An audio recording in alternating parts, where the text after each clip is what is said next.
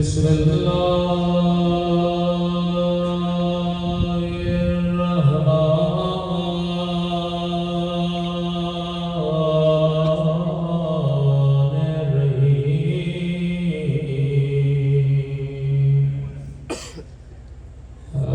الحمد لله رب العالمين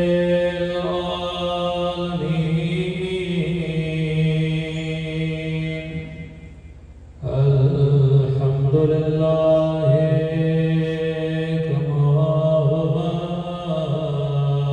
أهله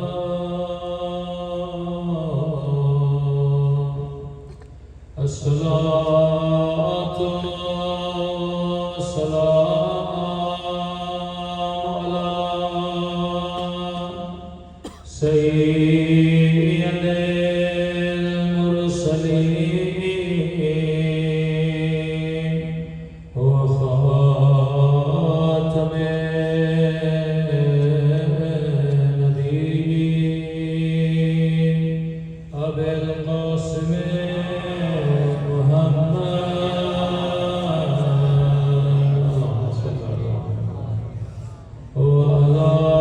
آله الطيبين الطاهرين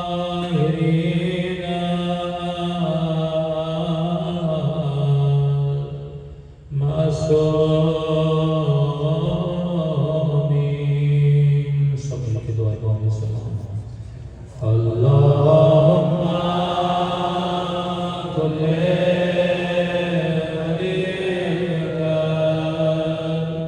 حجت ابن الحسن صلوات عليه وعلى آبائه في هذه الساعة وفي كل وليا وحافظا وقائدا وناصرا ودليلا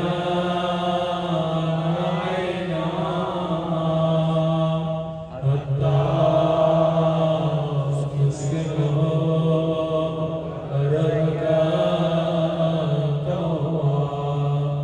وتمتعه فيها طويلا برحمتك يا أرحم الراحمين.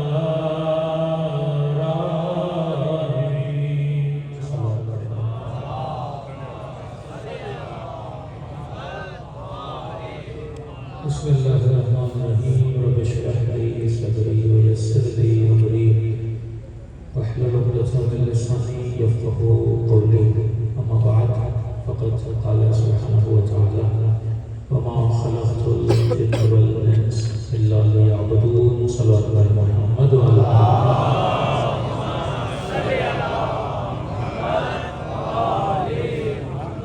دعا ہے پروردگار عالم ہم سب کی عبادتوں کو اپنی بارگاہ میں قبول فرمائے اور جس مقصد زندگی اور حیات کی خاطر یہ مجالس رکھی جاتی ہیں خدا ان مقاصد کے لیے ہم سب کو کامیابی نصیب فرمائے.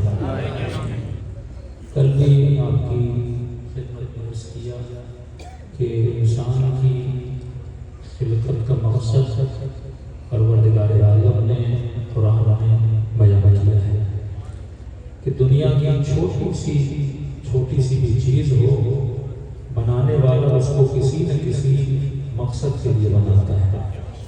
یہ لاؤٹ، یہ تار، یہ بلب، یہ کپڑے، ہر وہ شے جو آپ کو انسان کے ہاتھوں کی بنائی ہوئی نظر آتی ہے وہ کسی نہ کسی مقصد کے لیے بنتی ہے. ہم نے عرض کیا کہ جب چھوٹا سا ٹشو پیپر بغیر مقصد کے نہیں بن سکتا تو اتنا بڑا وجود انسان بغیر مقصد کے لیے کیسے بنایا جا سکتا ہے؟ جبکہ آپ کی خلقت کا ہدف عبادت اور آپ کو بنانے کے بعد خدا جس وجود پہ ناز کرے، یعنی جب اللہ نے کبوتر بنایا تو ناز نہیں کیا، جب اللہ نے گھوڑے کو بنایا تو ناز نہیں کیا، جب اللہ نے بلیوں کو بنایا تو ناز نہیں کیا، بنانا انسان کو تھا اور اس کے بعد کہا احسن الخالقین۔ جس طرح ایک بچہ اچھا کام کرتا ہے آپ اسے عربی میں بولتے ہیں بارک اللہ فیک، یعنی شاباش بیٹے تو نے بڑا اچھا کام کیا، تو خدا کہتا ہے تبارک اللہ احسن الخالقین، یعنی خدا انسان کو بنانے کے بعد خود کو شاباشیں دے کہ مجھ سے بہتر بنانے والا کوئی نہیں، اور کس کو بنانے کے بعد دیکھنے کے بعد خدا ناز ہو رہا ہے کہ میں نے ایسا وجود بنایا ہے۔ تبھی خدا سب سے زیادہ غضبناک ہوتا ہے جب انسان اللہ کے بنائے ہوئے وجود کو تباہ ہوا کرتا ہے، اللہ کو دکھ ہوتا ہے۔ حضرت نوح مٹکے بناتے تھے، جبرائیل انسانی شکل ہے کا مٹکا کتنے کا، نوح اتنے کا، حضرت نوح نے بیچ دیا۔ جبرائیل نے مٹکا خریدا اور نوح کے سامنے مٹکے کو توڑا۔ نوح دیکھ رہے تھے یہ کر کیا رہا ہے، کا دوسرا مٹکا دو، انہوں نے دوسرا دیا، پیسے طے کیے اور نوح کے سامنے جبرائیل نے دوسرا مٹکا بھی کر دیا۔ اسی طرح کئی مٹکے لیے توڑے، کئی مٹکے لیے توڑے، آخر میں نوح کا صبر جواب دے گیا کہ بندے خدا کر کیا رہے ہو، مٹکے خریدتے بھی ہو مٹکے توڑتے بھی ہو۔ تو جناب جبرائیل نے کہا کہ اے مٹکے بنانے والے تیرا کیا ہے، میں نے پیسے دے کے خریدا ہے۔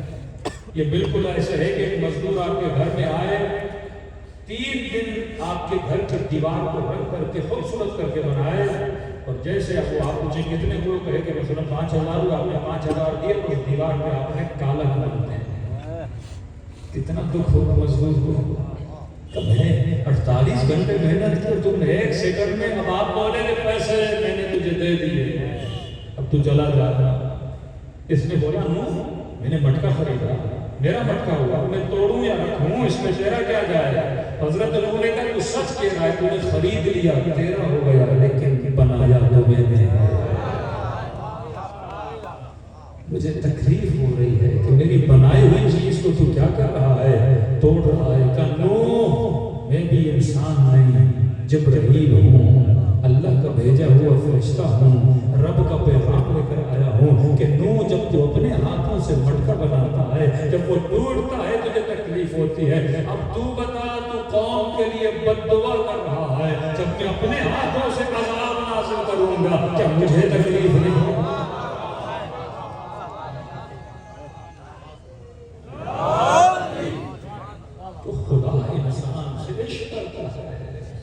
خدا انسان سے محبت کرتا ہے، جس کے بنانے کے بعد کہے تبارک اللہ احسن الخالقین۔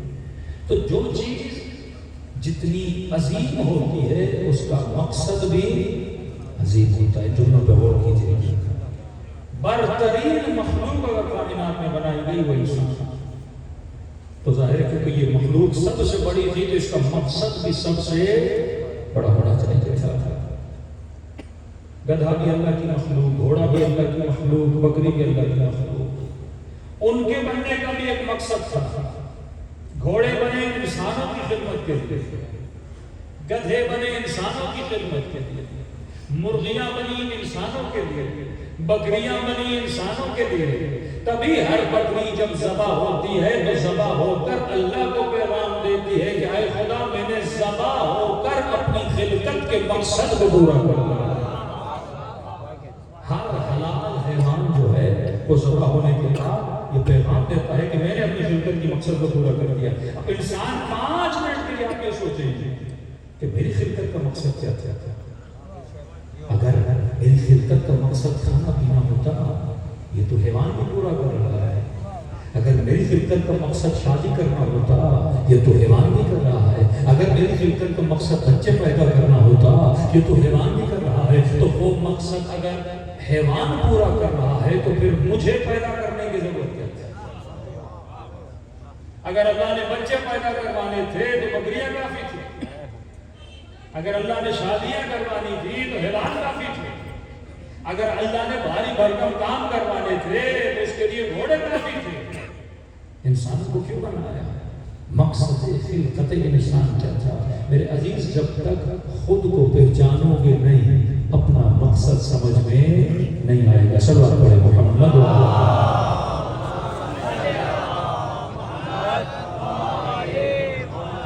کل جو لوگ بیدار تھے، میں نے کچھ پوائنٹ آپ کے پاس رکھی اور آج اس کی تفصیل پہ جانا چاہوں گا۔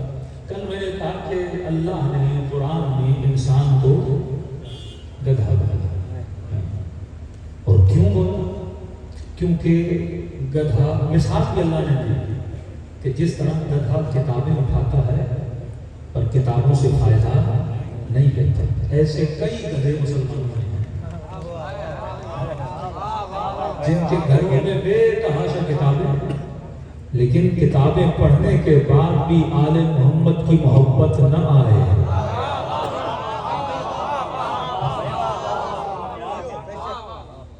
قرآن پڑھنے کے بعد بھی فضیلت اہل بیت سمجھ میں واللہ یہ پریکٹیکل گدھے ہیں، بلکہ علماء فرماتے ہیں گدھے کی توہین ہے۔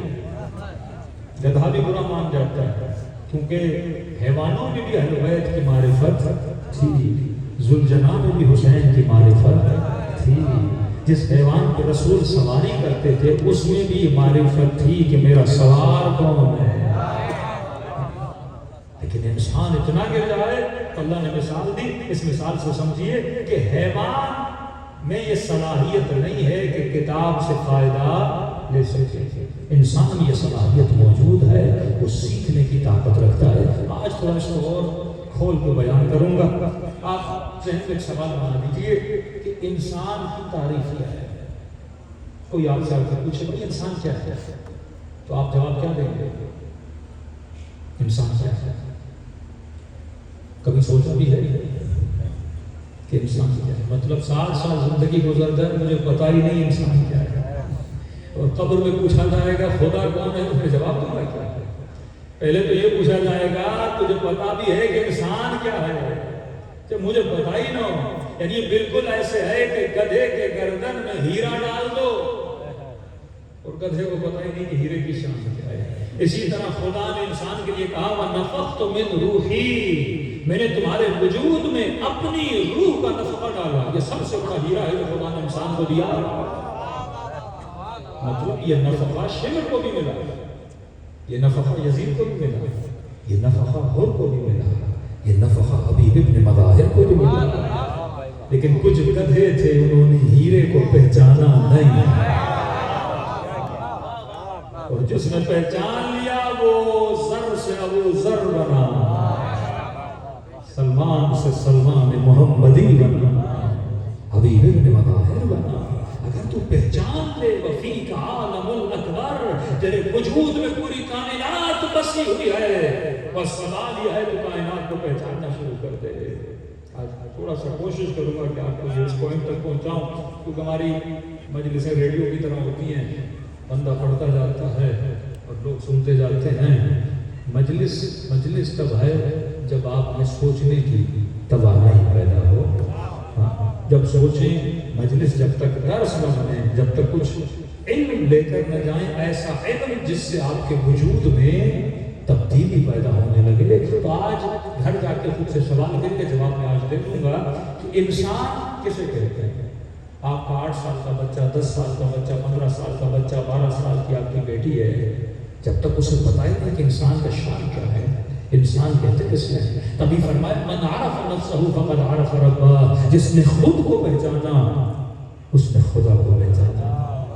خدا مکے میں نہیں ملے گا، خدا مدینے میں نہیں ملے گا، خدا مشہد و قم میں نہیں ملے گا، خدا تیرے وجود کے اندر ہے۔ اگر خود کو پہچانو تو خدا سمجھ میں آ جاتا ہے۔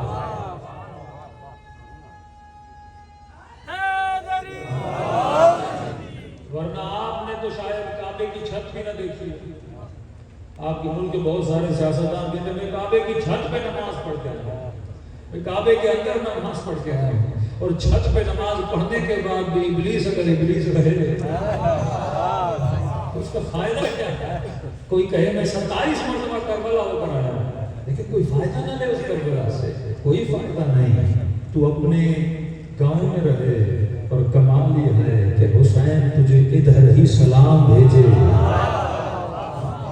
کہ یہ واقعات آپ نے نہیں سنے کہ جب اپنے گاؤں واپس جانا، میرا ایک زائر ہے اسے حسین کا سلام دینا. کہ مولا کون؟ کہا جو عزاداروں کی جوتیاں بناتا ہے. کمال بشر تمہارے اندر ہے. یعنی گھر بیٹھے اللہ سے بھی ملاقات کر سکتے ہو اور گھر بیٹھے علی سے بھی ملاقات کر سکتے ہو، لیکن کب جب انسان خود کو پہچانے. آج مسئلہ دنیا یہی ہے کہ دنیا نے خود کو نہیں پہچانا. اگر پہچان لیتا تو بندہ بہت جلدی اللہ کے قریب ہوتا. تو خود کو پہچانا. یہ جو آپ کو نظر آ رہا ہے، یہ وجود جو مجھے نظر آ رہے ہیں، کم از کم ایک تعریف، ایک ڈیفینیشن، ایک انفارمیشن تو ہونی چاہیے. بھائی یہ ہے کیا جسے خدا نے بنایا؟ جتنی چیزیں آپ آنکھوں سے دیکھتے ہو کائنات میں، وہ 4 چیزیں ہیں. لاؤڈ ہے، لکڑی ہے، کپڑا ہے، میرا وجود آپ کو نظر آ رہا ہے، دیواریں ہیں. جتنی بھی اشیاء آپ دیکھتے ہو وہ 4 چیزوں سے باہر نہیں ہے پوری کائنات. استاد اخلاق کہتے ہیں یہ مت پوچھو کہ انسان کیا ہے، اس میں الجھ جاتے ہیں. آپ خود سے یہ سوال کرو سب سے پہلے کہ انسان کیا نہیں ہے. مطلب جس کو آپ اپنا وجود سمجھ رہے ہو اس سے خود کو الگ کرو کہ انسان کیا ہے. بڑی لمبی بحث ہے، لیکن سمپل سا سوال ہے کہ انسان کیا نہیں ہے. اب جتنی چیزیں آپ کائنات میں دیکھ رہے ہو وہ 4 چیزیں ہیں. پتھر آپ کو نظر آتے ہیں. پتھر کو کل میں نے اشارہ کیا تھا، جماعت بولا جاتا ہے. مثلا اس میں کیا ہے؟ جمود ہے. اس میں بڑے ہونے کی صلاحیت نہیں ہے. یہ نہیں کہ آج یہاں پہ مائک رکھو 10 سال کے بعد یہ مائک 10 ہو جائے گا. یہ انگوٹھی میرے ہاتھ میں ہے، جیسی ہے مرتے دم تک ویسی رہے گی. تبھی خدا قرآن میں کچھ لوگوں کو کہتا ہے اولئک وقر فی آذانہم، بعض لوگوں کی مثال پتھر کی طرح ہے. کیونکہ پتھر پہ اثر نہیں ہوتا. وہی مثال ہوئی نا، حیوان دوسری منزل ہے، حیوان سے گری ہوئی جو منزل ہے وہ پتھر کی منزل ہے. بس دوستوں کو کہتے ہیں یار اس کا دل پتھر جیسا ہے. مطلب کیا؟ اس میں ایموشنز نہیں ہیں، اس میں احساسات نہیں ہیں. حیوان میں پھر بھی احساس ہوتا ہے، حیوان میں پھر بھی ایموشنز ہوتے ہیں. کہ یہ تو پتھر ہے. کبھی کہا ختم اللہ علی قلوبہم، میں بعض لوگوں کے دلوں کو مہر لگا دیتا ہوں. بچوں کی مہروں سے جب دل پہ مہر لگ جائے تو بندے کا دل پتھر ہوتا ہے. کہ مولا کب دل پتھر ہوتا ہے؟ کہا جب یہ کثرت سے گناہ کرتا ہے. پہلا گناہ دل پہ کالا نقطہ، دوسرا گناہ دوسرا نقطہ، تیسرا گناہ تیسرا نقطہ. اب اتنے نقطے دل پہ لگ جاتے ہیں کہ پورے دل کی سفیدی مٹ کے کالک میں بدل جاتی ہے. اب یہ گناہ کرے یا نہ کرے اس کی ذات پہ کوئی اثر نہیں پڑتا. تبھی فرمایا آؤ حسین کی مجلس میں، حسین کے گریے سے تیرے پتھر دلوں کو حسین نرمی عطا کر دے.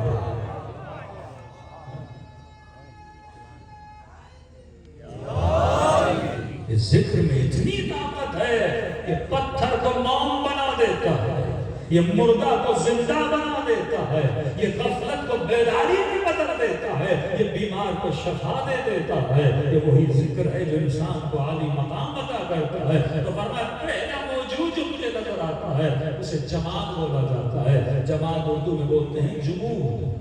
بعض اوقات یہ آپ نے الفاظ سنے ہو جیسے کہتے ہیں جمود فکری. جمود فکری کا کیا مطلب؟ بعض لوگوں کی فکر کو جمود لگ جاتا ہے، مطلب فکر بڑھتی نہیں. کئی ایسے مسلمان ہم سے بھی ملتے ہیں جو بار بار کہتے ہیں شیعہ ماتم کیوں کرتے ہیں، شیعہ یہ کیوں کرتے ہیں، شیعہ وہ کیوں کرتے ہیں. پھر ہم سمجھاتے ہیں لیکن لاکھ سمجھاؤ بندہ سمجھتا نہیں. پھر ویسے کیونکہ اس کی فکر کو جمود لگ جاتا ہے. اب اس کی فکر میں ترقی آنے والی نہیں ہے. بعض لوگ ہم نے دیکھے جب ایج بڑھ جاتی ہے نا 40 سال کے بعد، معصوم فرماتے ہیں 40 سال تک مہلت ہے سدھر جائے. 40 کے بعد بڑا مشکل ہوتا ہے سدھرنا، اور 60 کے بعد تو ایک طرح سے ناممکن ہو جاتا ہے. کیونکہ 60 کے بعد فکر کو جمود لگ جاتا ہے. بچہ جوان ہو بتاؤ موبائل ایسے چلاتے ہیں کمپیوٹر ایسے چلاتے ہیں سیکھ جائے لیکن کئی لوگ آپ نے دیکھے کہتے ہیں بٹن والا موبائل کافی ہے وہ ہم سے چلایا نہیں جاتا کیونکہ ایک طرح سے وہ جو ایجوکیشن لیول ہے اس میں جمود فکری آ گیا ہے اب اس میں وہ صلاحیت نہیں ہے سیکھنے کی ایج ایک لمٹ ہوتی ہے اس لمٹ کے بعد بندے کی صلاحیت سیکھنے کی ختم ہو جاتی ہے تبھی فرمایا کہ اگر جمود سے بچنا چاہتے ہو تو کم از کم ڈیلی بیسس پہ کچھ نہ کچھ سیکھا کرو تاکہ سیکھنے کی صلاحیت تمہارے اندر موجود رہے اب 80 سال کے بھی ہو جاؤ گے نا پھر بھی تمہارے وجود میں سیکھنے کی صلاحیت ہوگی آپ کے مراجع آپ کے سامنے 90 سال 80 سال 100 سال کو لگاتے ہیں پھر بھی علوم اہل بیت سے فائدہ لیتے ہیں کیونکہ انہوں نے پوری زندگی مال دنیا کمانے پہ نہیں لگائی اپنے وجود کو علم کے لیے بھی استعمال کیا تو روح ہمیشہ طاقتور اور تنومند رہتی ہے تو پتھر کو جامد بولا جاتا ہے کیونکہ اس کے اندر جمود ہے پڑھنے کی طاقت نہیں ہے دوسری چیز نبات یعنی جتنی چیزیں آپ دیکھ رہے ہو یہ 4 منازل ہیں پہلا جامد پتھر دوسرا نبات میں کیا ہے اس میں نمو ہے پودا چھوٹا ہوتا ہے پھر کیا ہوتا ہے بڑا ہوتا ہے درخت چھوٹا ہوتا ہے پھر کیا ہوتا ہے بڑا ہوتا ہے اس میں نمو کی طاقت ہے تیسری منزل ہے حیوان سمجھو ایک اپ گریڈ وجود ہے جیسے شروع میں چھوٹے موبائل آئے پھر ٹچ موبائل آئے گا اب اسمارٹ موبائل دن بہ دن کیا ہوتی جا رہی ہے ترقی ہوتی جا رہی ہے اللہ کا سب سے نازل ترین وجود جو خدا نے سب سے پہلے بنایا سمجھو وہ پتھر ہے پتھر کے بعد خدا نے درخت بنایا جو ایک درجہ ترقی یافتہ تھا یعنی پتھر والی سختی بھی تھی اور ساتھ میں پوائنٹ تھا کہ اس میں بڑے ہونے کی طاقت بھی تھی اس کے بعد خدا نے اور ترقی یافتہ موجود بنایا جسے حیوان بولا جاتا ہے اب اس میں پتھر والی کوالٹی بھی ہے درخت والی کوالٹی بھی ہے یعنی پتھر کی طرح سخت بھی ہے درخت کی طرح بڑا بھی ہوتا ہے اگلا درجہ اس کا اور تھا اب اس کے اندر حرکت بھی ہے یہ چلتا بھی ہے اس کے اندر احساس بھی ہے یہ غصے میں بھی آتا ہے اس کے اندر شہوت بھی ہے یہ اولاد بھی پیدا کرتا ہے یہ ساری چیزیں درختوں میں نہیں ہیں پر حیوانات میں موجود ہیں اب مجھے بتاؤ انسان کیا ہے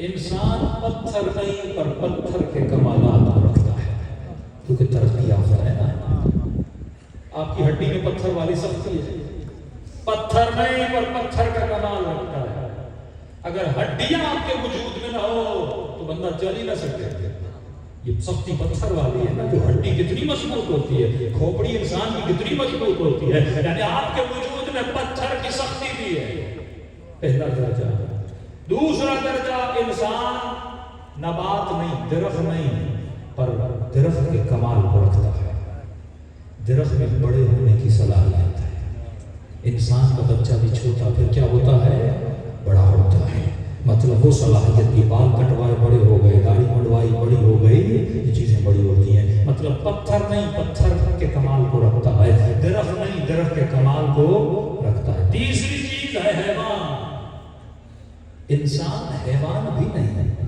پر جتنے کمالات حیوان کے اندر ہیں وہ انسان کے اندر موجود ہیں حیوان بھی کھاتا ہے انسان بھی کھاتا ہے حیوان بھی چلے انسان بھی چلے حیوان بھی شہوت انسان میں بھی شہوت حیوان میں بھی حرص انسان میں بھی حرص موجود ہے اب مجھے بتاؤ انسان کیا ہے یہاں سے پتہ چلے گا نا انسان کیا ہے کہیں کہیں ہم غلطی کر جاتے ہیں ہم کمالات حیوانی میں ہوتے ہیں اور اسے فخر انسانی سمجھنے لگتے ہیں جملہ سنانا ذہن آپ کا فوراً منتقل ہو جائے گا ہم کمالات حیوانی میں ہوتے ہیں اور یہ سمجھتے ہیں یہ فخر انسانی ہے لوگ مولا کے پاس آئے مولا امیر شام بڑا عقل مند ہے امام نے کہا وہ کیسے ہے کہ آپ کی حکومت چھین لی اس نے جنگ جیت لے گا دن بدن حکومتوں پہ قبضہ کرتا ہے امام نے کہا یہ عقل نہیں یہ مکر ہے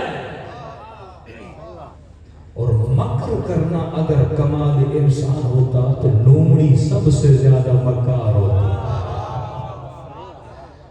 جملہ کہوں برا نہ لگے آج کل ہمارے سیاستدان کہتے ہیں فلاں بندہ بڑا تیز ہے سب پہ بھاری ہے کس چیز کی وجہ سے عقل کی وجہ سے یا مکر کی وجہ سے؟ سیاستدان مکر کر کے خود کو عقل مند سمجھتے ہیں. علی کہتے ہیں اگر تو مکر کرے تو تجھ سے تو افضل لومڑی ہے.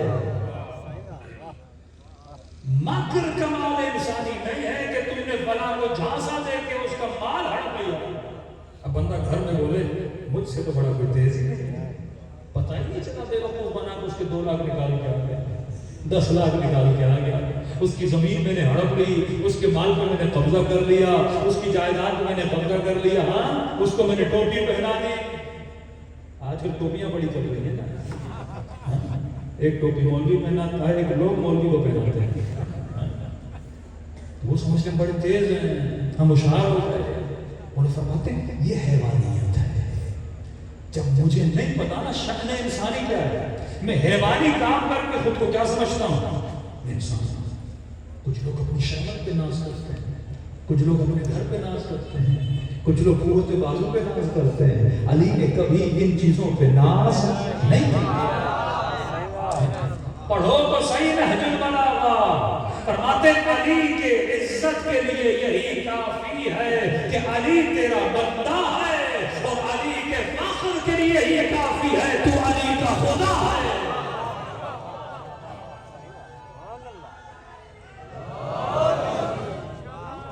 کس چیز پہ ناز کر رہا ہے؟ اب مسلمان اٹھائے خلافتوں کو، بادشاہتوں کو، اور دیکھے کس نے شأن انسانی کو پورا کیا ہے. نہ تخت کو انہوں نے ناز سمجھا، نہ شہرت کو انہوں نے ناز سمجھا، نہ حکومت کو انہوں نے ناز سمجھا، نہ مقامت کو فخر انسانی سمجھا. بھائی اگر شہرت باعث فخر انسانی ہوتی تو شیر بھی تو اپنے جنگل کا بادشاہ ہوتا ہے. وہ بھی بولے کہ میں بھی مشہور ہوں اپنے جنگل میں. اور بندہ بولے کہ لوگ مجھ سے ڈرتے پڑے ہیں، لوگ تو کتے سے بھی ڈرتے ہیں. یہ کوئی کمال بشر ہے کہ لوگ تجھ سے ڈرتے؟ تو نے بڑا کمال کر دیا، بڑا دھیر مان دیا کہ لوگ تجھ سے ڈرتے ہیں. 4 بندوق کو لے کے بندہ چلے لوگ مجھ سے ڈرتے ہیں. ہاں تو بندوق اٹھا کے نظر کر دیکھ لوگ کتنا ڈر. یہ کیا بات ہے؟ جس کے پاس اسلحہ ہوگا، جس کے پاس طاقت ہوگی، جس کے پاس پاور ہوگا، لوگ اس سے ڈریں گے. لیکن دیکھو کربلا میں حسین کس سے ڈر رہے تھے؟ مصلی عبادت پر اللہ کا خوف وجود اہل بیت میں پایا جاتا ہے. خمینی کا جملہ ہے نا، فرماتے ہیں جو قوم مرنا سیکھ لے دنیا کی کوئی طاقت اسے شکست نہیں دے سکتی. جو قوم مرنا سیکھ لے کہ موت تو ایک ہی بار آنی ہے نا، 10 بار دنیا آتی ہے. موت جب بھی جس کو بھی آئے گی ایک لمحہ ہے، موت ایک لمحہ ہے. اب کینسر سے آئے، بیماری سے آئے، گولی سے آئے، بم سے آئے، ایکسیڈنٹ سے آئے، ایک لمحہ ہے، آئی اور گئی. فرمایا جو قوم مرنا سیکھ لے اسے دنیا کی کوئی طاقت مار نہیں سکتی. اور جو موت سے ڈرے اسے دشمن لمحہ لمحہ مارے گا ڈر کی وجہ سے. ابھی امریکہ مارے گا ہمیں، ابھی یہ لوگ ماریں گے ہمیں. اب بندہ کیا کرتا رہے گا؟ ڈرتا رہے گا. لیکن اگر قاسم والا عقیدہ ہو جائے، حسین والا عقیدہ ہو جائے، انہوں نے بتایا کہ انسان کیا ہے. امام حسین نے جناب زہیر پہ کوئی جان کی چھڑی تو نہیں چلائی. زہیر جو حسین سے ملنا بھی نہیں چاہتا. خیمہ دور دور لگاتا تھا کہ مولا حسین کے ساتھ خیمہ لگے گا، سلام دعا ہو جائے گی، میری نگاہ حسین پہ پڑے گی، حسین کی نگاہ میرے اوپر پڑے گی. سیاسی طور پر امام حسین کے فیصلوں کو صحیح نہیں مانتا تھا. بلاوا آیا، زہیر حسین بلا رہے ہیں. سوچنے لگا، بیوی نے کہا چل سوچ کیا رہا ہے؟ سیدہ شباب جنت بلا رہے ہیں، یہ سوچنے کی باری نہیں. حسین کے خیمے میں گیا اور آیا.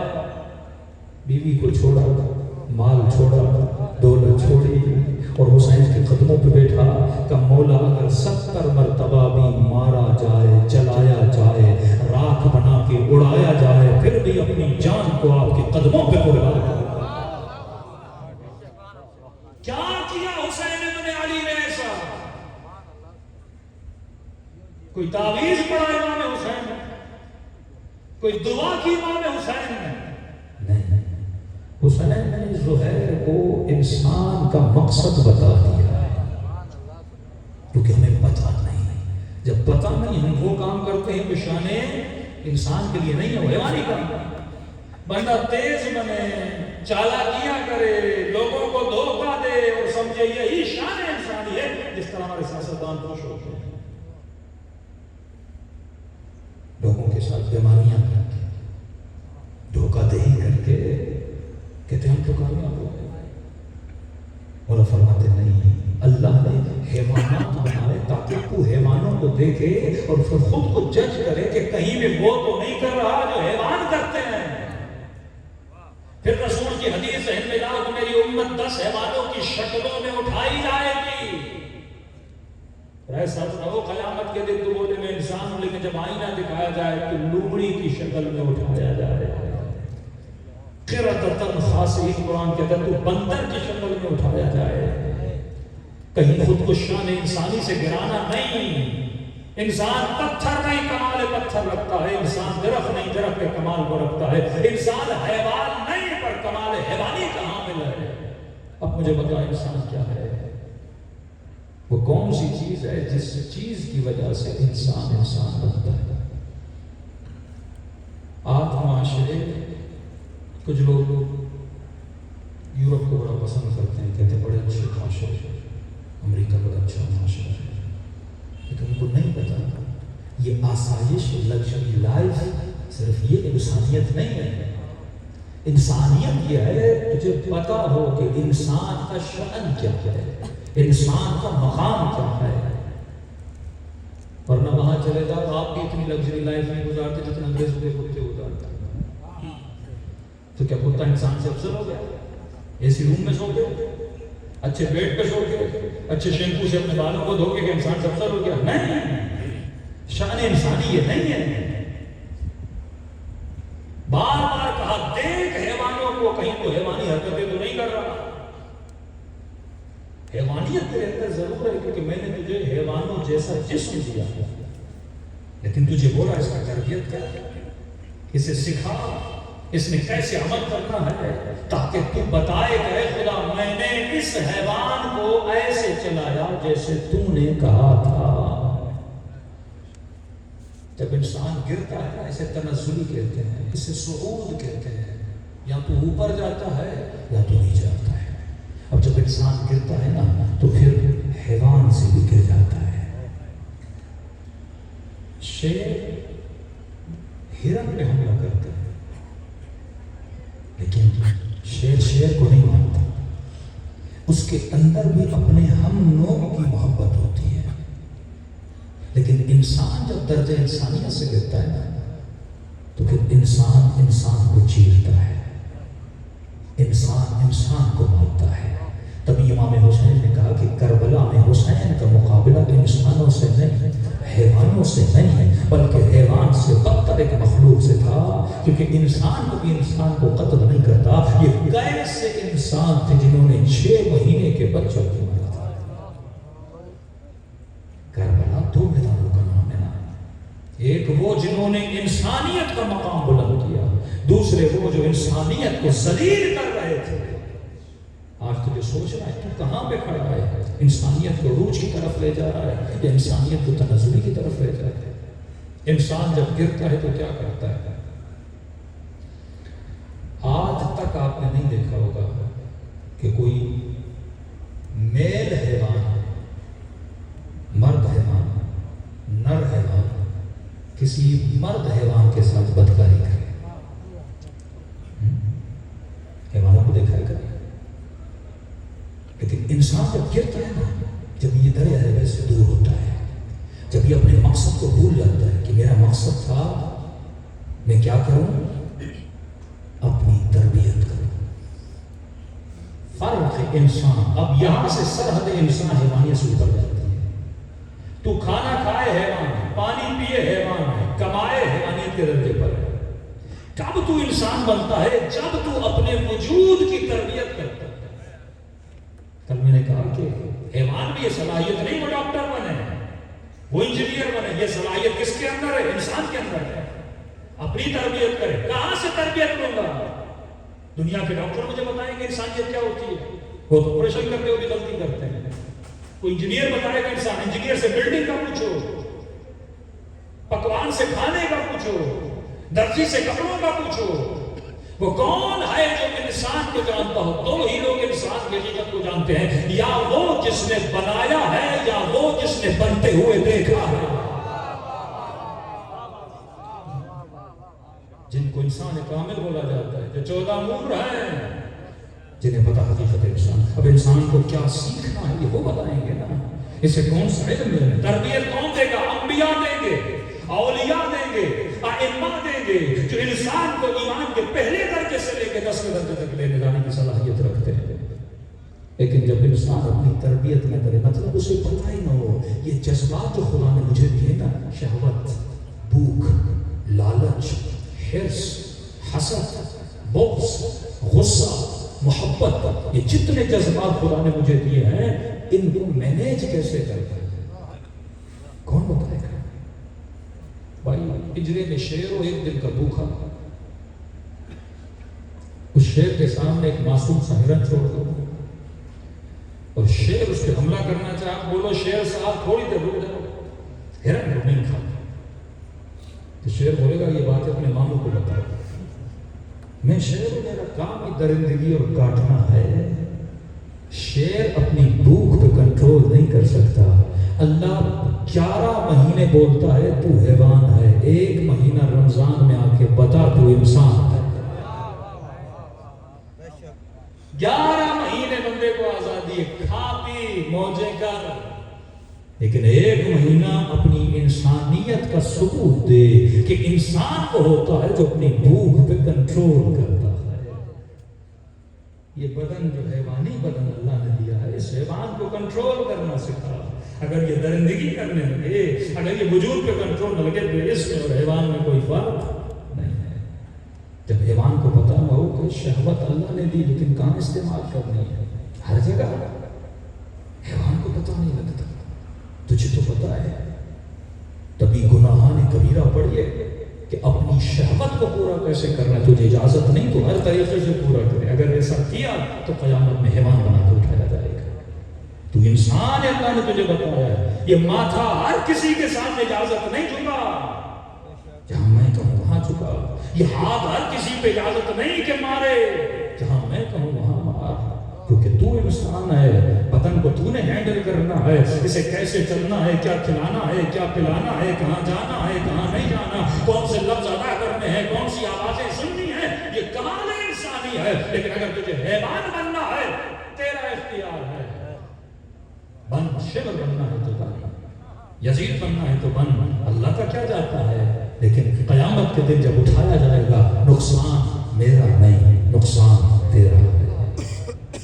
دنیا محدود، عالم آخرت لا محدود ہے، تو کس چیز کو پسند کرے گا؟ اور جب انسان گرتا ہے نا، مغربی معاشرے، یقیناً آج سوشل میڈیا ہے، وہ چیزیں، دنیا ایک ولیج بن چکی ہے، گاؤں کی طرح ہے، وہاں کی چیزیں یہاں آتی ہیں، یہاں کی چیزیں وہاں جاتی ہیں۔ آج انسان اتنا گرا کہ انسان مرد مرد سے شادی کر لے گا، عورت عورت سے شادی کر لے گی۔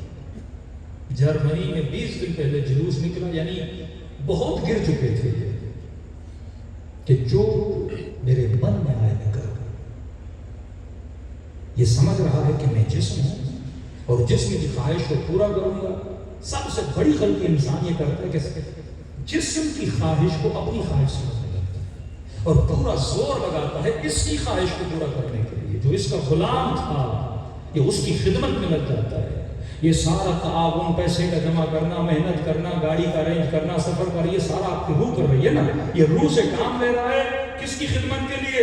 جسم کی خدمت کے لیے۔ اور کس کی مخالفت؟ اپنی مخالفت، اپنے روح کی مخالفت۔ کسے نقصان دے رہا ہے؟ اللہ کا تو نقصان نہیں ہے نا۔ قیامت کے دن جب تجھے اٹھایا جائے گا تو اپنا نقصان کر رہا ہے۔ ظلم تو نفسی، ظلم تو نفسی، میں نے اپنے اوپر ظلم کیا۔ کس نے ظلم کیا؟ تیرے بدن نے۔ کہا یہ وہ سرکش حیوان ہے جو تجھے گرا دے گا اگر تو اسے کنٹرول نہ کرے، یہ تجھے تباہ و برباد کر دے گا، اور اگر تو اسے تربیت سکھائے یہ تجھے سلمان بنا سکتا ہے، یہ تجھے حبیب بنا سکتا ہے، یہ تجھے ولی بنا سکتا ہے، یہ تجھے کریم بنا سکتا ہے، یہ تجھے عالی مقام عطا کر سکتا ہے۔ اگر تو اسے سکھائے تو یہ تجھے بہترین سواری دے سکتا ہے، لیکن اگر تو اسے آزاد کرے یہ کسی کھائی میں بھی تجھے جا کے گرا سکتا ہے۔ اب تیری مرضی ہے، تو دلدلوں میں جانا چاہتا ہے یا اس وجود کو دلدل بنا کے حسین کا غلام بننا چاہتا ہے؟ یہ تیری مرضی ہے۔ انسان جب گرتا ہے تو مولا فرماتے ہیں حیوان سے بہتر ہوتا ہے۔ کیوں مثالیں دی مولا میر نے کہ جب انسان کی غیرت ختم ہو جاتی ہے نا، یہ حیوان سے گر جاتا ہے۔ مولا فرماتے ہیں جس میں غیرت نہیں، دیکھ غیرت سیکھ، مرغے سے سیکھ۔ انگریزوں کی غیرت ختم ہو گئی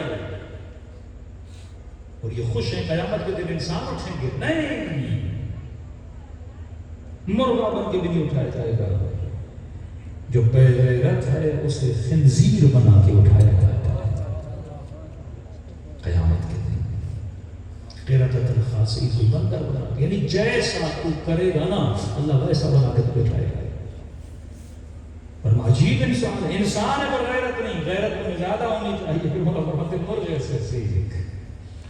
یہ چیز اللہ نے حیوانوں میں رکھی تاکہ تجھے پتا چلے تو افضل ہے، تجھ میں اس سے زیادہ ہونی چاہیے۔ کہ اے بے حیا انسان، اگر حیا سیکھنا ہے تو کوے سے سیکھ۔ ایک تو بے حیا ہے، کبھی کوے کو بے حیائی کرتے ہوئے نہیں دیکھو گے۔ کئی چیز اس میں بہادری سیکھنی ہے تو شیر سے سیکھ۔ کئی چیزیں مولا فرماتے اللہ نے حیوانوں میں رکھی تو اس حیوان۔ اب جب انسان گرتا ہے نا تو بدفعلی بھی اترتا ہے، بدکاری بھی اترتا ہے، کیونکہ اسے پتا نہیں مقصد انسان کیا ہے۔ اس کا ہم اور غم شہوت کو پورا کرنا۔ جب کثرت مال اس کے پاس آتا ہے 80% لوگ عیاش بن جاتے ہیں، کیوں؟ پتہ ہی نہیں کہاں خرچ کرنا ہے۔ وہ سمجھتا ہے مال اللہ نے دیا ہے جسم کی خدمت کے لیے۔ اب جسم کے لیے اچھے کپڑے، اچھی گاڑیاں، اچھے بنگلے، سب کچھ کس کے لیے بنا رہا ہے؟ جسم کے لیے بنا رہا ہے۔ حالانکہ مولا فرماتے ہیں مرنے کے بعد جسم یہیں کا یہیں رہ جائے گا، اس کے لیے بنا جو یہاں سے وہاں لے کر جائے۔ سمجھ تو صحیح فلسفہ علی ابن ابی طالب کہ مولا کم کماتے تھے، کہ علی کا کم روزگار تھا، باغات کے مالک ہو گئے تھے مولا اپنی زندگی محنت کر کر کے، لیکن مولا کا حساب کتاب کرنے والا مینیجر جب حساب کرنے لگا کہ ڈیلی بیسس پر علی 1000 درہم راہ خدا میں دیتے تھے، اس نے کہا کہ علی اتنا نہ دیں کہیں کم نہ ہو جائے۔ مولا نے کہا اللہ تیرے جیسے خزانچی کسی کو نہ دے، دے میں رہا ہوں جل تو کیوں رہا ہے؟ کہ یہ تیری سوچ ہے، علی کا مال کم ہو رہا ہے، علی کا مال بڑھ رہا ہے۔ نگاہ روح پر ہے، نگاہ جسم پر نہیں۔ اب ہم نے اپنی حقیقت جسم کو سمجھا، مطلب ہمارا نظریہ وہی ہے لیاذ باللہ جو یزید کا نظریہ تھا نا، وہ بقائے جسم کی جنگ لڑ رہا تھا، مولا حسین بقائے روح کی جنگ لڑ رہے تھے۔ اب انسان جب گرتا ہے نا تو قوم لوط بن جاتی ہے، بس شہوت شہوت شہوت 24 گھنٹہ اس کا ہم شہوت۔ اب نکاح کی شہوت، پیٹ کی شہوت، آنکھوں کی شہوت، ہر بندے کی شہوت اپنی الگ الگ ہے، ضرور نہیں سب کا مزاج سیم ہے۔ کسی کو نشے کی شہوت، کسی کو نگاہ حرام کی شہوت، اس کا آنکھیں اس کی کھلتی نہیں، گندگیاں دیکھ کر اپنے وجود اپنے روح کو تباہ کرتا ہے۔ اور فرماتا ہے اگر پتہ چل جائے نا، اللہ پردے ہٹا دے کہ میں اپنا کتنا بڑا نقصان کر رہا ہوں، تو یہ کبھی گناہ نہیں کرے۔ اور اسے پتہ چل جائے نا وہاں کتنی لذتیں ہیں، یہ ان لذتوں کے لیے خود کو خوار نہ کرے۔ حدیث کے جملے سنا رہا ہوں، فرمایا دنیا میں تو جتنی چیزیں کھاتا ہے اس میں کتنا مزہ لیتا ہے، میکسیمم کتنی لذتیں لیتا ہے، کتنے ذائقے لیتا ہے، کتنے ٹیسٹ لیتا ہے انسان۔ اب ایک آپ سیب کھاؤ گے یا کھٹا ہوگا یا میٹھا ہوگا، ہاں میکسیمم 2 ذائقے، کوئی چیز ہوگی یا نمکین ہوگی پلس میں تھوڑی بہت میٹھی ہوگی، 2 ذائقے۔ مولا فرماتے ہیں عالم برزخ میں جب انسان ایک چیز کھائے گا نا، خدا نے ایک چیز میں 50,000 ذائقے رکھے۔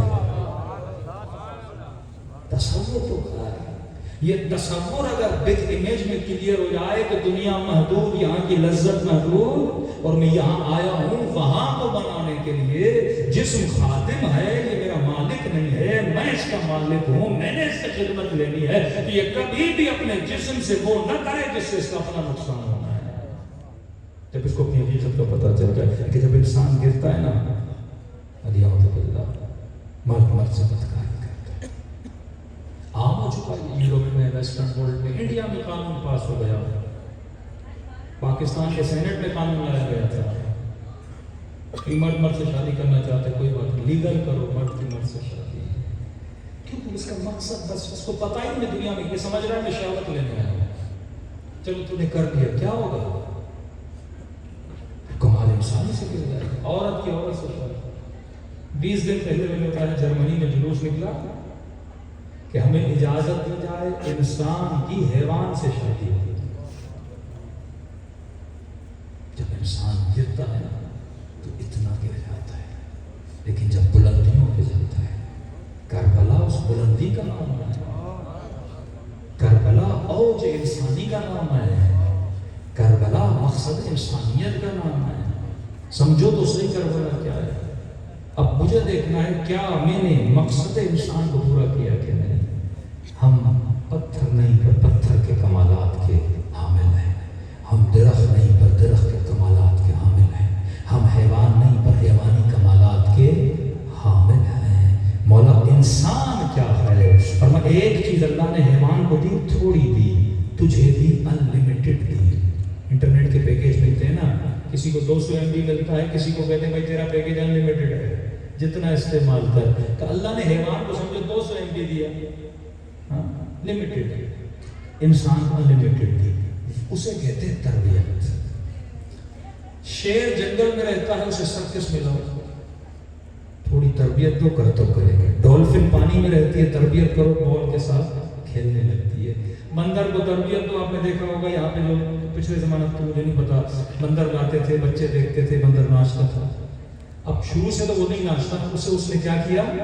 तरबियत दी, उसे सिखाया। इसी तरह शेर को सिखाया, इसी तरह बंदर को सिखाया। मतलब हैवान के अंदर भी सीखने की सलाहियत है, पर थोड़ी। तोता घर में लाया, तूने उसे कुछ लफ्ज़ सिखाया, उसके अंदर भी तरबियत है ना। मतलब अगर वो सीख रहा है तो मतलब उसमें तरबियत मौजूद है। फरमाया 200 MB अल्लाह ने उसे दिया, छोटा सा, थोड़ी सी तरबियत, लिमिटेड तरबियत, लेकिन अल्लाह ने इंसान को अनलिमिटेड तरबियत का पावर दिया। कोई शेर को इतना नहीं सिखा सकता कि शेर टंडोला यार में ट्रक चलाने लगे, वो थोड़ा बहुत सीख सकता है, लेकिन इतना नहीं। कल बंदर जहाज चलाने लगे, कल कुत्ते डॉक्टर बन के बैठ जाए, ये नहीं हो सकता, क्योंकि उसके अंदर लिमिटेड तरबियत है। ये इंसान है जो डॉक्टर बन सकता है, ये इंसान है जो इंजीनियर बन सकता है, ये तेरा बच्चा है जो सलाहियत रखता है किस चीज की? तरबियत पाने की। अब जितनी तुमने जिंदगी में तरबियत आले मोहम्मद से ली, तुम उतने इंसान हो। शेर ने तरबियत नहीं ली, वो हैवान है। यजीद ने तरबियत नहीं ली, वो हैवान है। अली के दुश्मन ने अली से तरबियत नहीं ली, वो हैवान है। जिसने जितनी रसूल से, नबी से, कुरान से तरबियत ली, वो उतना क्या है? इंसान है। अब मुझे देखना होगा मेरे अंदर इंसानी शान कितने। मैंने पिछले साल ये जुम्मा इमाम हुसैन का पढ़ा था, आज रिपीट कर रहा हूँ ताकि आपको याद हो जाए। किसी ने इमाम से पूछा, बोला लज्जत हैवानी और लज्जत इंसानी में फर्क क्या है? मुझे कैसे पता चले मैं हैवानी लज्जत ले रहा हूँ या इंसानी लज्जत ले रहा हूँ? जरा इसको डिफाइन तो करिए, जरा फर्क तो बताइए। इमाम फरमाते जिससे खाना खाने में मजा आए, ये समझो अभी तक हैवान की लज्जत ले रहा है, क्योंकि खाना खाकर तू भी मजा लेता है, खाना खाकर कौवा भी मजा लेता है, खाना खाकर भैंस भी मजा लेती है, खाना खाकर गधा भी मजा लेता है। तो ये कोई कमाल नहीं कि तूने बिरयानी खाई और तुमने बोला कि डिलीशियस, बहुत अच्छे डिश था, बहुत अच्छा खाना था, और ये लज्जत तो हैवान भी लेता है। तो बोला इंसानी लज्जत, रूहानी लज्जत क्या है? अगर खाना खाकर मजा लो, समझो अभी तक हैवान हो। अगर तुझे खाना खिलाकर मजा आए,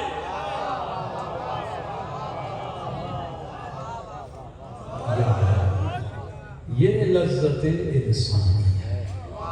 अब फर्क को महसूस करना। इमाम के जुमले हैं, जब तक खोलोगे नहीं तब तक मौला की बात समझ में नहीं आएगी। खाना खाकर जो हम लज्जत लेते हैं, वो लज्जत महदूद होती है। क्या होती है? محدود ہے, یہ چیزیں تو سمجھ آتی ہیں, لمیٹڈ اور انلمیٹڈ ذہن میں بٹھا لو, محدود تھوڑی. آپ سب سے پوچھو ہفتہ پہلے کیا کھایا, کسی کو یاد ہے؟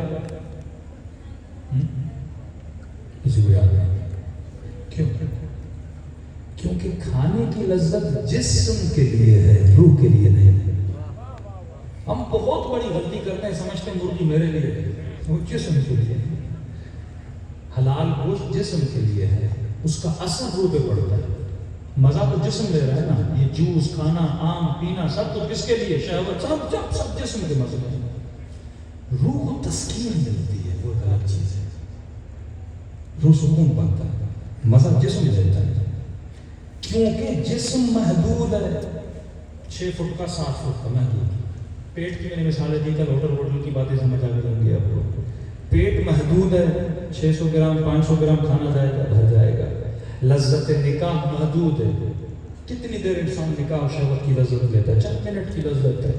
پانی انسان پیتا ہے, لذت محدود ہے. کھانا لذت محدود ہے. ہر لذت جو خدا نے جسم کے دیے وہ کیا ہے؟ محدود لذت ہے. لذت محدود, اس کا ذائقہ محدود. لقمہ جب تک زبان پر تب تک مزہ, جیسے نیچے کیا مزہ ختم ہو گیا.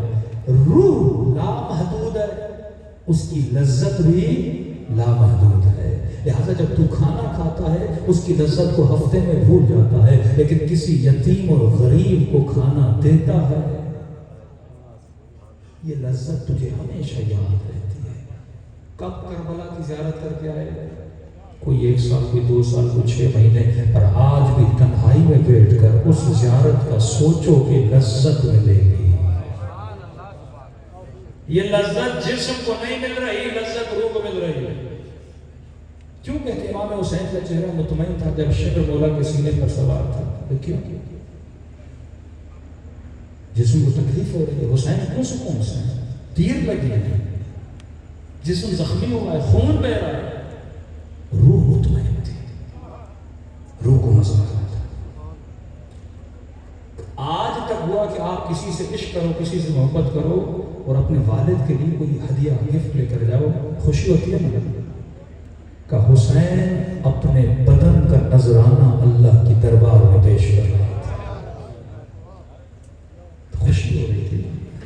عباس نے اپنے دونوں ہاتھوں کو اللہ کے دربار میں پیش کر دیا, وجود پیش کر دیا. تو اہل بیت کو ان چیزوں سے لذت ملتی تھی. ان کے لیے تکلیف نہیں تھی. ہاں وہ تکلیف جسم کے لیے تھی پر روح کے لیے نہیں تھی. وہ کہتا ہے جسم کو تکلیف میں ڈال تاکہ تیری روح پرواز کرنا سیکھ جائے. سروات پڑھیں گے محمد و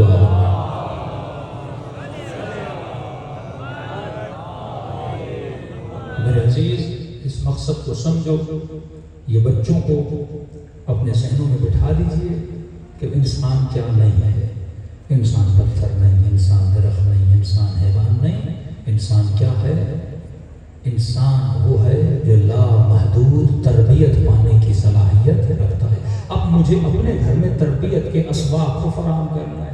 تربیت ملے گی در علی بن ابی طالب سے, تربیت ملے گی مولا کی حکمتوں سے, تربیت ملے گی رسالہ حقوق امام جعفر صادق علیہ السلام.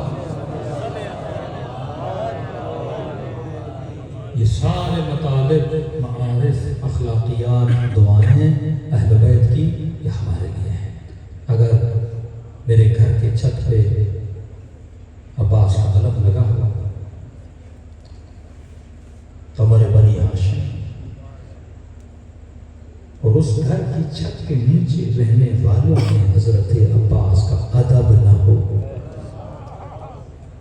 تربیت میں کوئی فائدہ نہیں مجھے نہیں دے گا. علم ایک سمبل ہے. جس گھر کی چھت پہ علم ہے تو مطلب دنیا کو میسج اور پیغام دے رہے ہو یہ گھر کس کا ہے؟ یہ ان کا گھر ہے جو عاشق عباس ہیں. تو جو عاشق حضرت عباس ہے اس کے اندر حضرت عباس والا ادب بھی تو ہو. ادب نہیں تو علم کا کیا فائدہ؟ تیرے گھر کی چھت پہ علم لگا ہوا ہے, تیری زبان سے گالم گلوچ نکل رہی ہے. تو نے مذاق اڑایا ہے سبب, تو نے ڈھونگ کیا ہے حضرت عباس کے ساتھ. اور وہ یہ نشانیاں ہیں. اتنے محتاط تھے اہل بیت، فرماتے تھے حق نہیں کسی کو خود کو بولے شیعہ جبکہ اس کے اندر علی کے کردار کی صفات نہ ہو. حق نہیں کوئی آپ کو بولے کہ میں بھی زینب کی ماننے والی ہوں، لیکن زینبی حیا نہ ہو، زینبی حجاب نہ ہو، زینبی کردار نہ ہو. علم بجانا آسان ہے، بیوی سے بات کرنے کی تمیز نہیں، بیٹے کو باپ سے بات کرنے کی تمیز نہیں، مومن کو عالم سے بات کرنے کی تمیز نہیں. ادب کے مراتب ہے. سفرے پہ بیٹھو تو اس کا اپنا ادب ہے، باپ سے بات کرو تو اپنا ادب ہے، زیارت پہ جاؤ تو اس کا اپنا ادب ہے، مجلس پہ آؤ تو اس کا اپنا ادب ہے. ادب ایک سمندر ہے، قطرہ نہیں. اور یہ سمندر کہاں سے ملے گا؟ ادب کے سمندر کو اگر ایک جگہ پہ جمع کیا جائے تو وجود عباس بن جاتا ہے. میں نے کتنا حضرت عباس سے سیکھا، بس ایک علم، ایک پنجہ، بس یہ ملا کہ حضرت عباس، اسٹیل کا پنجہ اور ایک لکڑی تم نے حضرت عباس کو دی ہے. کردار عباس کا کیا ہوگا؟ یہ تو نشانی ہے تیرے گھر پہ کہ دنیا کو پتا چلے عباس کو ماننے والا ہے، لیکن اس حضرت عباس کو سرخرو کون کرے گا؟ بس کہی کہ محرم کا چاند نظر آیا، میں نے 4 بلب لگا لیے، رنگ روغن کر لیا. خود کو رنگ و روغن کب کرے گا؟ اپنے وجود میں وہ نور کے بلب کب لگائے گا؟ اپنے وجود کو غازی عباس کا علم کیسے بنائے گا؟ اور وہ تب تک نہیں ہو سکتا جب تک تیرے اندر غازی عباس والی صفت نہ ہو. اور اس صفت کا نام تھا ثبات قدم. عباس صادق قدم تھے. کہتے ہیں جب اہل حرم کی لوٹی ہوئی چیزیں آئی نا امام زین العابدین کے پاس، کہا کہ کیا چاہیے؟ امام نے فرمایا جو کچھ تم نے لوٹا ہے وہ واپس کرو. تھا کیا بہت سونا رکھا ہوا تھا خیام حسینی میں؟ نہیں، کا نشانیاں ہیں. مولا حسین نے اپنی زوجہ کو کچھ دیا ہوگا، بیٹی کو کچھ دیا ہوگا، بہن کو کچھ دیا ہوگا، تو نشانی ہوتی ہے نا بھائی کہ ہمارے پاس بھائی تو نہ رہا، بیٹے تو نہیں رہے، کم از کم ان کی نشانیاں تو یہ ماں اس نشانی کے ساتھ زندگی گزارے. سب کچھ واپس دیا. ان نزولات میں عباس کا علم بھی تھا. جب گئے تھے فرات پہ پانی لینے، مولا کا صحابی بیٹھا تھا، مولا یہ علم عباس تھا. تو مولا ایک سوال ہے، پورے علم پہ زخم تھے، چھید تھے پورے علم پہ، کیونکہ تیر لگے، تلواریں لگی، لڑائی تھی نا. سمجھو ایک لکڑی ہے بہت بڑی، پوری لکڑی ہر جگہ سے چھٹی ہوئی، ہر جگہ زخم زخم، لیکن بیچ میں اس لکڑی میں بالکل ایک بھی زخم نہیں تھا. تو مولا پوری لکڑی زخمی ہے، یہ بیچ میں ایک جگہ پہ کوئی زخم نہیں، کہ یہاں عباس کا ہاتھ تھا.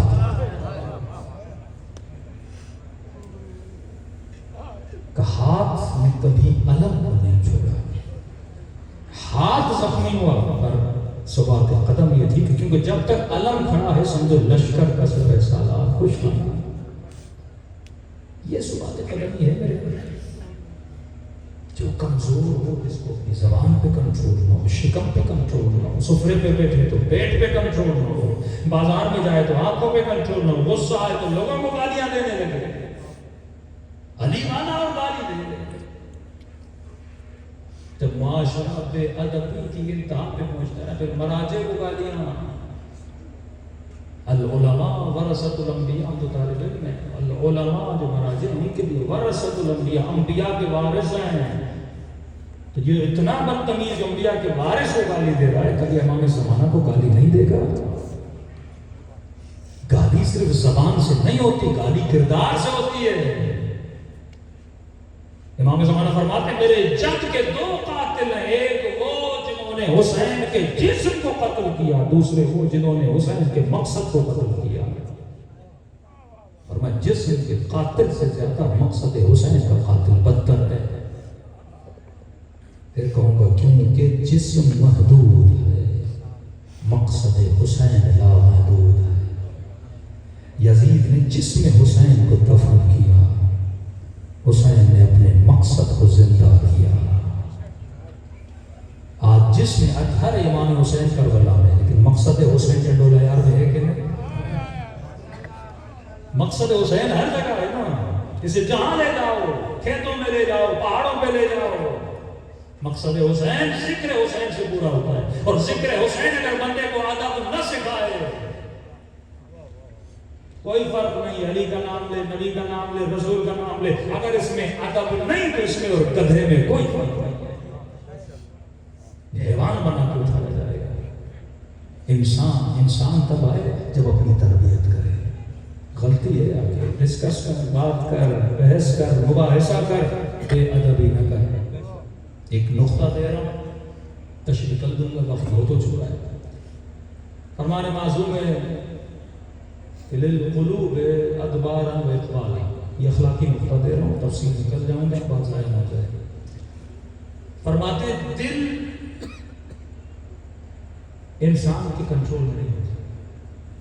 دل کے معاملات ادبارا و اقبالا. دل کسی کو پسند کرتا ہے، دل کسی سے نفرت کرتا ہے. ضرور نہیں ہر بندے کو میری شکل اچھی لگتی، اور جس کو اچھی نہیں لگتی اس پہ بھی کوئی زبردستی نہیں. کوئی اچھی نہیں لگ رہی تو نہیں لگ رہی. یہ اپنے بندے کے ہاتھ میں نہیں ہوتا. یہ بھی ضروری نہیں آپ کی شکل مجھے اچھی لگتی، کوئی اچھی لگی کوئی بری لگے گی. گھروں میں جب جھگڑے ہوتے ہیں نا تو ہم سب سے بڑی غلطی کیا کرتے ہیں؟ بیوی کی لڑی آپ کی ماں سے، ساس بہو کا جھگڑا، نند کا جھگڑا، یہ سارے جھگڑے گھر میں ہوتے ہیں اور ہر گھر میں ہی ہیں. آپ کیا کرتے ہو؟ سب کو بٹھاتے ہو. ماں کو بٹھایا، بیوی کو بٹھایا، بہنوں کو بٹھایا، سب کو بٹھایا. اور ہم پہلا لیکچر کیا دیتے ہیں؟ ایک دوسرے سے ساتھ محبت کے ساتھ رہو، جھگڑا نہ کرو. یہ سب سے غلط جملہ ہے، کیونکہ محبت میں زبردستی ہے ہی. اور آپ بولو کہ محبت کے ساتھ رہو، آپ کی ماں بولے گی مجھے اس کی شکل اچھی نہیں لگتی، تم بولتے ہو محبت کے ساتھ رہو. آپ بہن کو بولو کہ محبت کرو میری بیوی کے ساتھ، وہ بولے گی میں سے دیکھتی ہوں میرا بی پی ہائی ہو جاتا ہے، تو تم محبت کی باتیں کر رہا ہے. تو محبت لیکچر سے نہیں آتی. اس طرح ضروری ہر بندہ علماء سے محبت کرے. ہاں تو کوئی نہیں کرتا، کوئی کرتا ہے، اپنی مرضی کرے نہ کرے. وہی غلط بحث سے محبت عاقلانہ ہونی چاہیے، جاہلانہ نہیں ہونی چاہیے. وہ بھی الگ ٹاپک، اس میں بھی نہیں جا رہا. کبھی یہ نہ کہا کرو محبت کرو محبت نہ کرو، کیونکہ وہ محبت اپنے ہاتھ میں نہیں ہے. کئی ایسے لوگ ملے کہتے مجھے میرا باپ اچھا نہیں لگتا. کتنا زبردستی رہے ہو کہ مولانا باپ اچھا ہی نہیں لگتا. ٹھیک ہے، کسی کو اچھا لگتا ہے، کسی کو اچھا، اس میں کوئی زبردستی نہیں ہے. کسی کو ماں اچھی نہیں لگتی، ماں کو بیٹا اچھا نہیں لگتا، اس میں کوئی زبردستی والی بات نہیں ہے کہ میں اسے کوئی گلاس میں جوس ملا کے پلاؤں، کوئی دعا پڑھوں اور کہوں محبت ہو جائے. وہ مولوی بہت ملیں گے شہر ڈولا جا رہے ہیں، تعویذ گھما کے ملا کے پلائے گا بس محبت ہو جائے گی. محبت اس طرح نہیں ہوتی، محبت اپنے ہاتھوں میں نہیں ہوتی.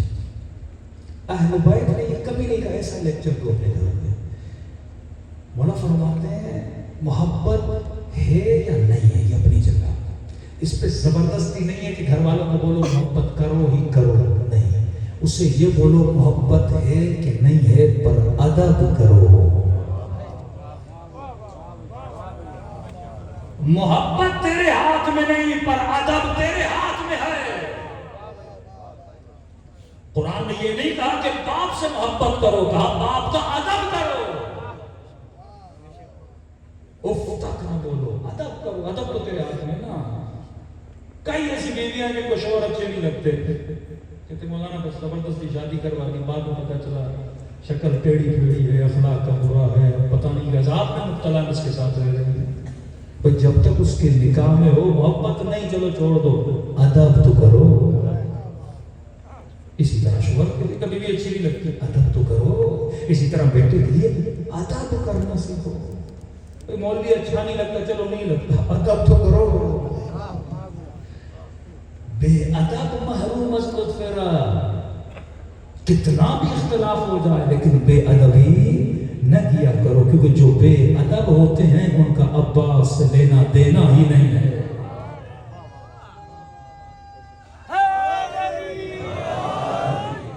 اور بے ادبی کی ابتدا کہاں سے ہوتی ہے؟ زبان سے.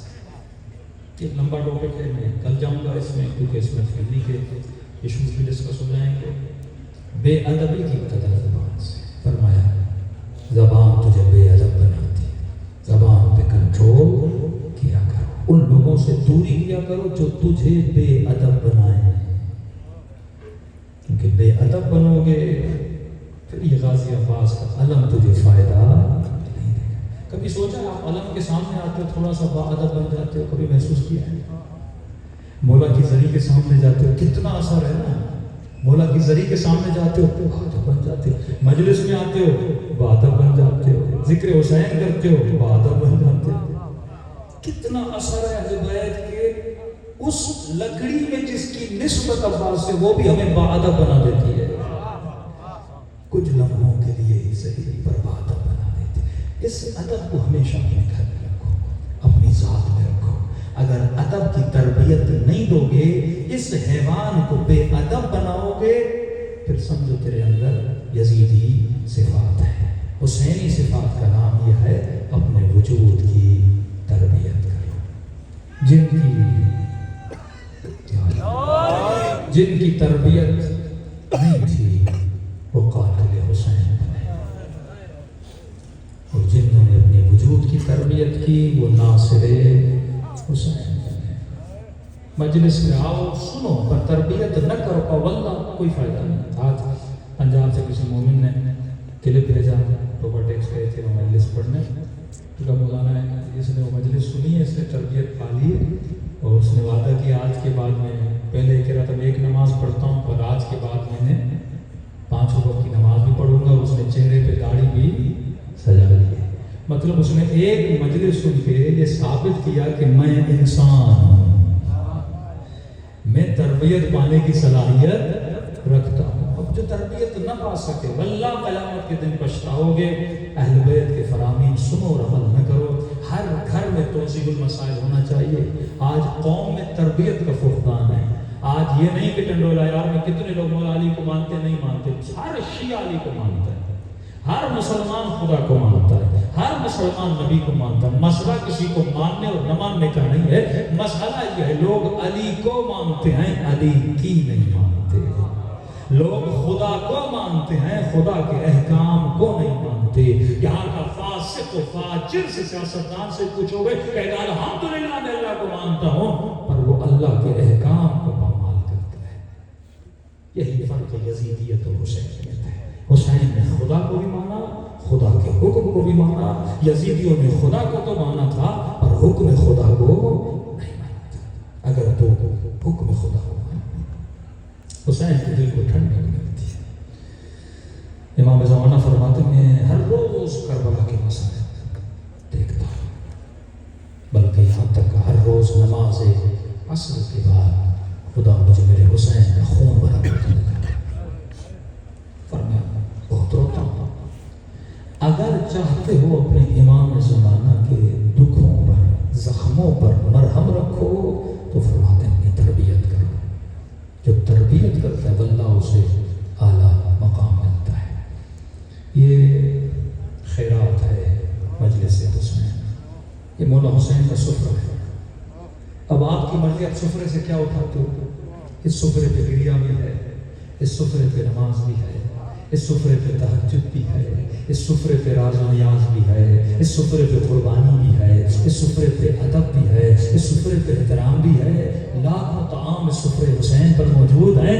اب تیری مرضی ہے تو مجلس میں سفرے سے کیا اٹھا کے جاتا ہے. بعض لوگ صرف گریا لے کے جاتے ہیں، بعض صرف ماتم لے کے جاتے ہیں، لیکن عقل مند جو ہوتا ہے وہ حسین کے سفرے سے سب کچھ لے کے جاتا ہے تاکہ جھولی بھری ہوئی ہو جب قیامت کے میدان میں اٹھے. آئیے سفرے حسین سے زیارت حسین کا ثواب لیں تاکہ جب مریں تو کم از کم ملائک یہ تو بولیں کہ امام حسین کی ایک زیارت لے کر آیا تھا. فرما جو خلوص دل سے امام حسین کو سلام کرے اسے ثواب زیارت امام حسین ملتا ہے. سب لکھیں السلام علی حسین وعلی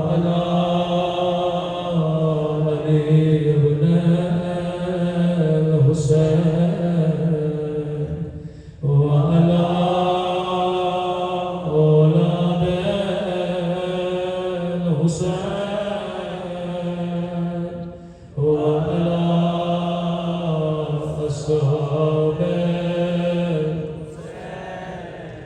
بلند آواز سے السلام علی الحسین وعلی علی ابن الحسین وعلی اولاد الحسین وعلی اصحاب حسین کی ثنا بلند ہو السلام علی الحسین وعلی علی ابن الحسین وعلی اولاد الحسین وعلی اصحاب میرا سلام ہو سکینہ کی ادین پہ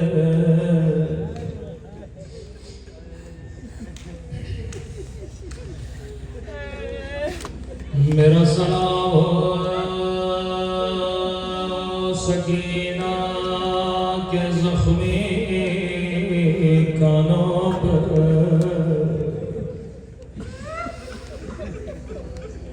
اگر شمر تربیت یافتہ ہوتا کبھی 4 سالہ بچی کو تماچے نہ مارتا جب زندان شام میں سکینہ نے بابا کی کٹی گردن دیکھی سر کو سینے سے لگایا رو کے کہنے لگی بابا تھوڑی دیر کے لیے اپنی آنکھیں کھولو ذرا میرے زخمی رخساروں کو دیکھو بابا جو بالیاں تو نے پہنائی تھی بابا شمر اتار کے لے گیا بابا ذرا آنکھیں کھولو ذرا میرے ننے سے رخساروں کو دیکھو بابا میرا رخسار چھوٹا تھا پر ظالم کا ہاتھ بڑا تھا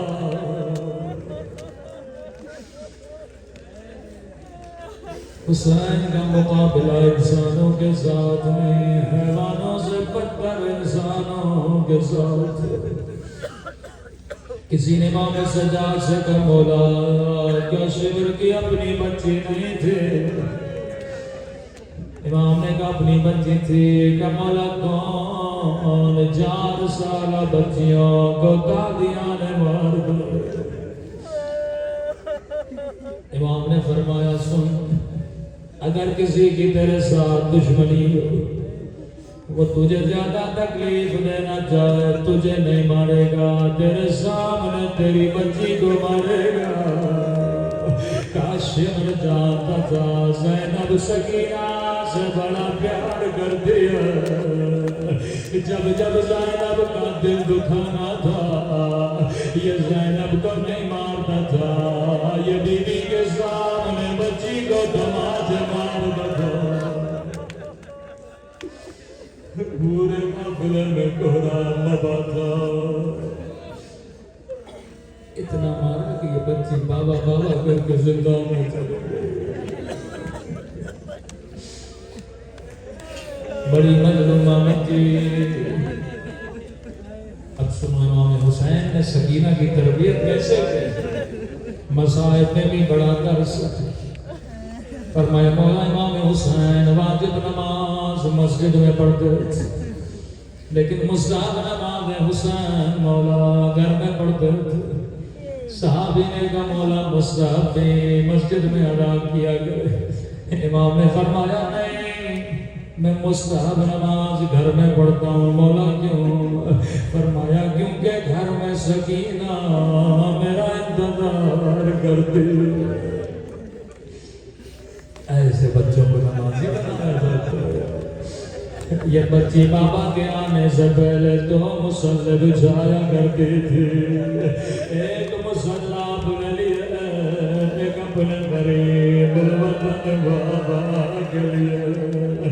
9 محرم تک سکینہ خیمے میں 2 مصلی بچھاتی رہی. امام حسین بھی سکینہ کے ساتھ نماز پڑھتے تھے. لیکن قیامت کا منظر تھا جب عاشور کا دن آیا، شام غریب آئی، نماز عصر کا وقت ہوا. بچی نے خیمے میں 2 مصلی بچھائے.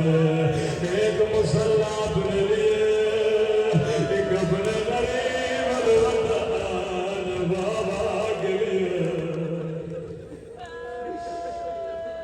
لیکن بچی کو کون سمجھاتا سکینہ اب بابا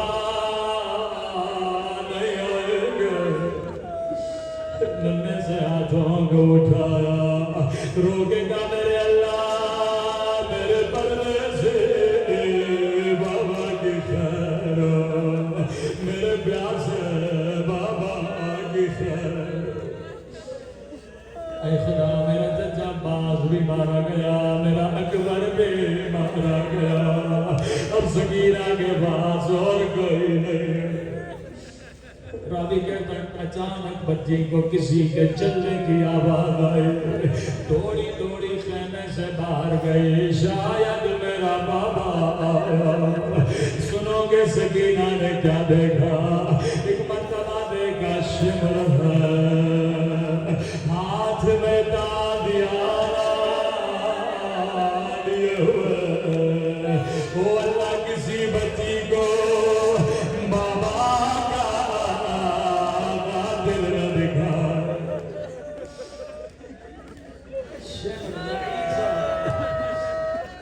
جیسے لائی نے دیکھا بچی دوڑی دوڑی خیمے سے باہر آئے. کہتا ہے سکینہ کس کا انتظار کر رہی ہو؟ روکے گا بڑی دیر سے میرا بابا نہیں آیا. کہتا ہے سکینہ کیا بابا کو دیکھنا چاہتی ہو؟ روکے گا میں بڑی دیر سے بابا کا انتظار کر رہی ہوں.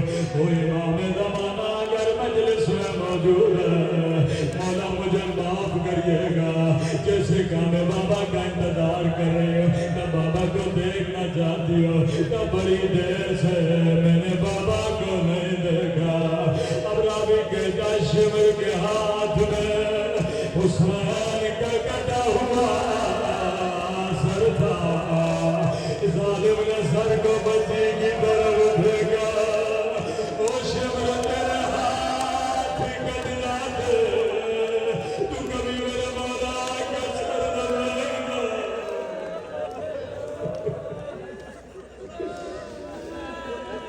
بچی بابا بابا میرے غریب بابا.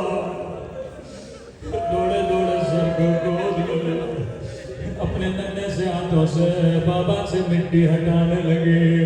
او بابا تیرے گردن کی رگیں کس نے کاٹی؟ بابا ظالم نے پانی پلایا تھا یا نہیں؟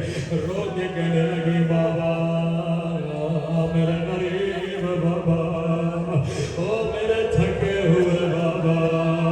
او بابا اکبر کا لاشا تو نے اٹھایا، عباس کے بازو تو نے اٹھائے. او لاشیں اٹھا اٹھا کر تھک جانے والے میرے بابا. او بابا جار برا تو نے مجھے اپنے سینے میں سلایا. او آجا جا سکینہ کے سینے میں سو جا. بچی بابا سے پیار کر رہی تھی، یا شمرا کے بڑا بچی سے بابا کا سر چھینا. اتنے زور سے تماچے مارے کہ سکینہ میں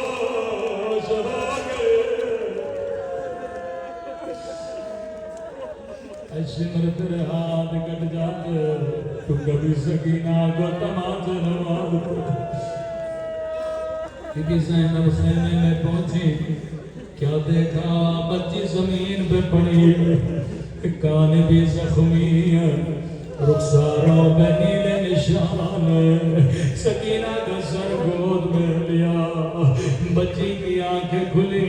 कदीमी मोमिनों, मुझे बता सकीना ने सबसे पहला सवाल क्या किया होगा?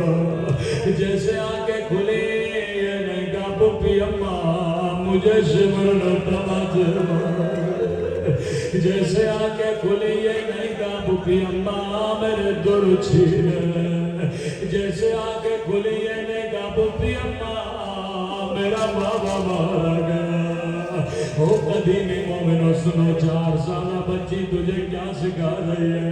रावी कहता है जैसे आंखें खुली निगाह ज़ैनब पे पड़ी, पहला सवाल किया पुप्पी अम्मा आपकी चादर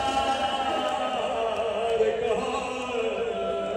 ज़ैनब ने कहा सकीना जो शिमर तेरे दिल में गया वो मेरी चादर में गया। ऐ खुदा तुझे सकीना की यतीमी पर बरस, हमारे माँ बहनों की चादरों की हिफाजत फरमा। ऐसा बना जैसे इमाम हुसैन हमें देखना चाहते हैं। हमारे मौला और आपका इमाम का ज़हूर फरमा। हम सब को मौला